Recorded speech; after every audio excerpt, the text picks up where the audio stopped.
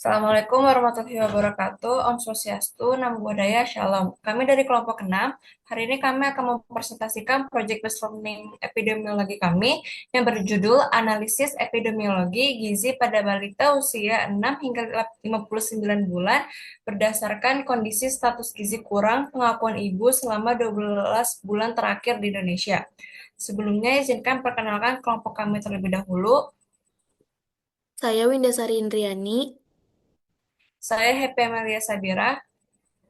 Saya Siti Sumiati.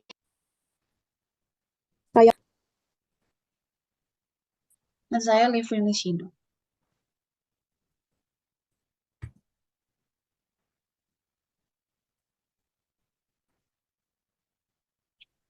Latar belakang, permasalahan gizi di Indonesia masih menjadi tantangan besar, terutama pada kelompok balita yang sangat rentan terhadap kekurangan gizi.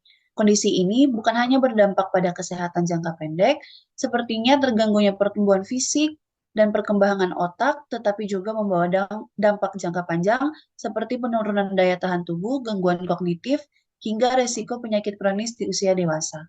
Menurut data WHO tahun 2017, sekitar 30% anak di Asia mengalami gizi kurang dan Indonesia menjadi salah satu dari 5 negara dengan jumlah balita gizi kurang tertinggi di dunia, yaitu sekitar 7,8 juta anak. Walaupun data Riskesdes menunjukkan penurunan prevalensi dari 17,8% menjadi 13,8%, pada tahun 2018, angka ini tetap menunjukkan masalah gizi yang signifikan dan membutuhkan perhatian khusus. Kekurangan gizi pada masa balita tidak hanya mengancam kesehatan individu, tetapi juga berdampak pada kualitas sumber daya manusia secara nasional. Oleh karena itu, perbaikan gizi pada usia dini sangat penting sebagai investasi jangka panjang untuk meningkatkan produktivitas dan kualitas hidup generasi mendatang.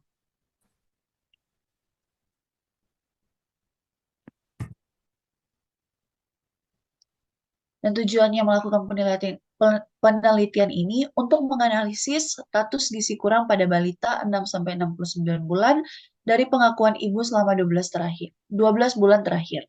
Mengetahui indikator prevalensi status gizi kurang pada balita perempuan 6-59 bulan di Indonesia menentukan proporsi kejadian gizi kurang berdasarkan tingkat pendidikan ibu atau tidak sekolah dan tamat SLTP. Menghitung rasio kejadian gizi kurang antara balita laki-laki dan perempuan, menganalisis OODS rasio kejadian gizi kurang berdasarkan perbedaan tingkat pendidikan ibu di wilayah se-Indonesia.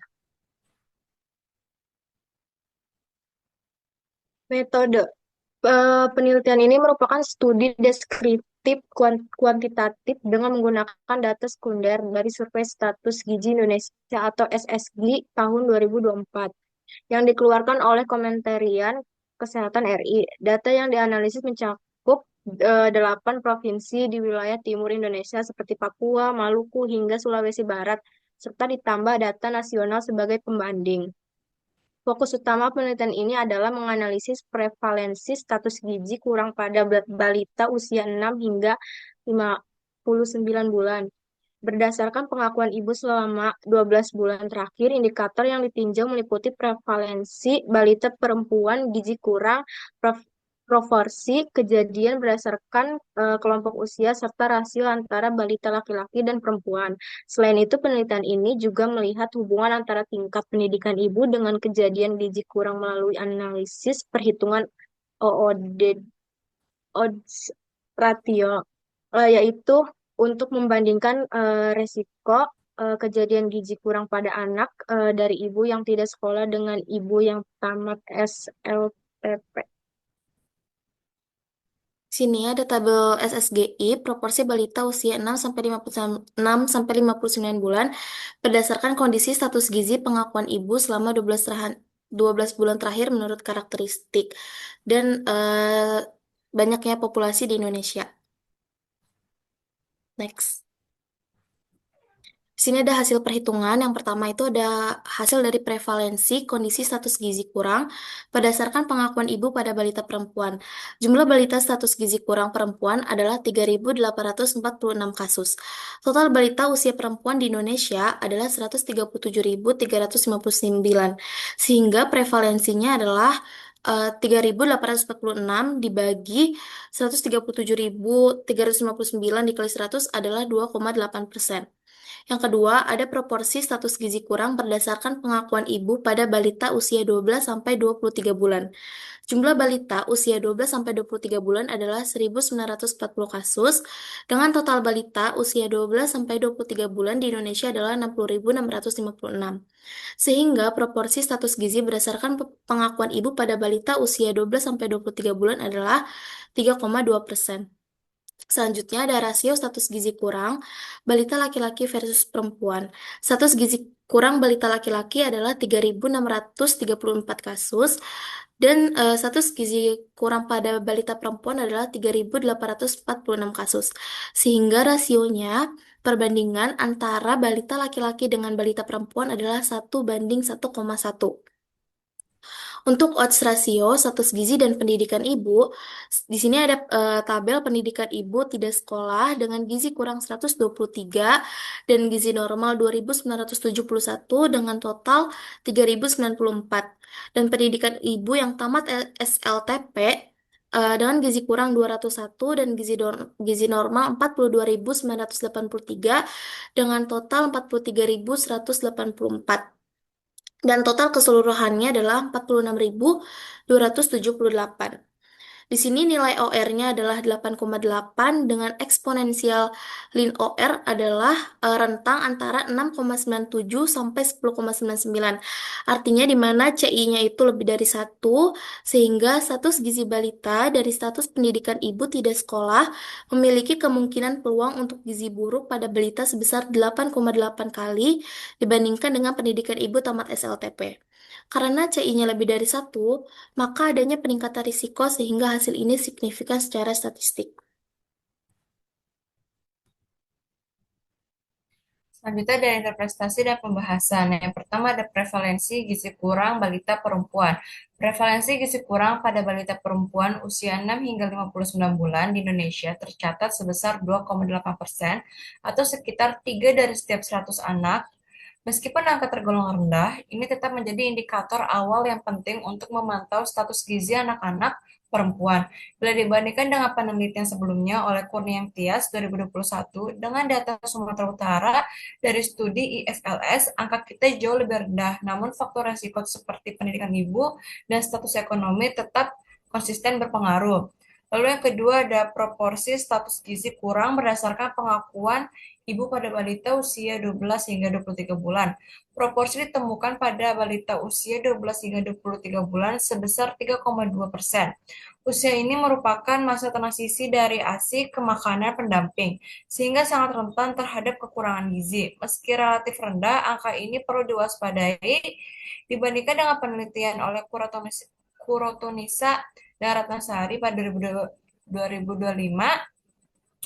di Desa Wanasari dengan data di Kabupaten Brebes yang mencapai 8,28%.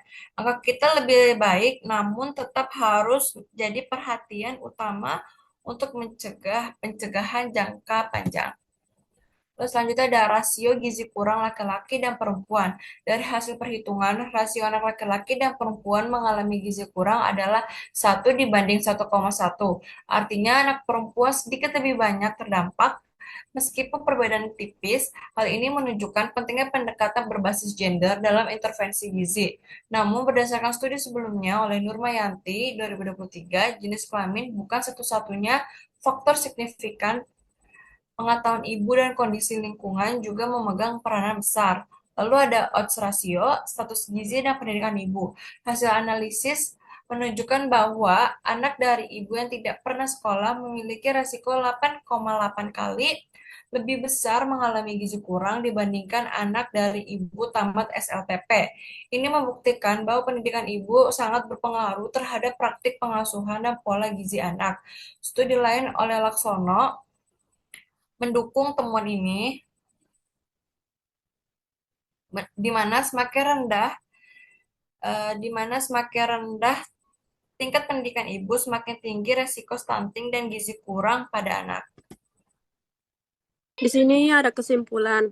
Hasil analisis menunjukkan bahwa prevalensi gizi kurang pada balita perempuan usia 6 sampai bulan di Indonesia berdasarkan pengakuan ibu adalah sebesar 2,8% atau sekitar 3 dari setiap 100 anak. Meskipun angkanya tergolong rendah, kondisi ini tetap perlu menjadi perhatian karena dapat berdampak pada tumbuh kembang anak di masa depan. Proporsi tertinggi kasus gizi kurang terjadi pada kelompok usia 12 sampai 23 bulan, yaitu 3,2%. Fase ini merupakan periode transisi penting dari ASI ke makanan pendamping yang membuat balita sangat rentan terhadap kekurangan nutrisi. Oleh karena itu, pemantauan tumbuh kembang serta asupan gizi seimbang sangat diperlukan pada tahap ini. Dari sisi jenis kelamin, rasio kejadian gizi kurang antara anak laki-laki dan perempuan adalah 1,1, menambahkan bahwa anak perempuan sedikit lebih banyak terdampak walaupun perbedaan ini tidak terlalu besar. Hal ini mengindikasikan perlunya pendekatan gizi yang sensitif terhadap gender dalam program intervensi. Faktor pendidikan ibu terbukti sangat berpengaruh terhadap status gizi anak. Hasil perhitungan menunjukkan bahwa balita dari ibu yang tidak pernah bersekolah memiliki risiko 8,8 kali lebih tinggi untuk mengalami gizi kurang dibandingkan dengan anak dari ibu yang tamat SLTP. Temuan ini menekankan pentingnya peningkatan akses pendidikan bagi perempuan sebagai strategi jangka panjang dalam pencegahan malnutrisi pada anak. Secara keseluruhan, hasil penelitian ini menggarisbawahi perlunya intervensi gizi yang terfokus berkeadilan gender dan didukung dengan upaya peningkatan pendidikan ibu, guna menurunkan angka gizi kurang pada balita Indonesia. Sekian dan terima kasih dari kelompok kami. Wassalamualaikum warahmatullahi wabarakatuh.